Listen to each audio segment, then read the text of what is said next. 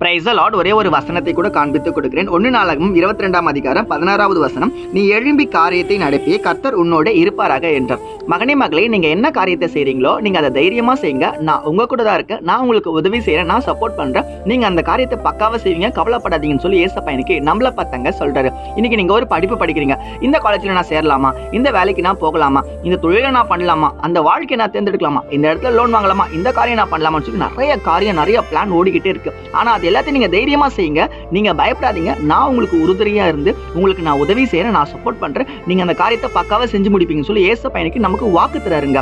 நெகேமியா அலங்க கட்டும்போது பாத்தீங்கன்னா நிறைய மனுஷங்க நெகேமியாக்கு விரோதமா வந்தாங்க. அலங்கத்தை கட்ட விடாம நிறைய தடுத்து நிறுத்தினாங்க, தடைகளை கொடுத்தாங்க. இன்னைக்கு நம்ம ஏதாச்சும் ஒரு காரியம் பண்ண வச்சுங்க, நிறைய மனுஷன் வந்து நீ அதை பண்ணாத, நீ இதை பண்ணாத, அது உனக்கு கரெக்டா சொல்லி நிறைய விஷயம் தடுத்து நிறுத்துவாங்க, நமக்கு தடைகளை கொடுப்பாங்க.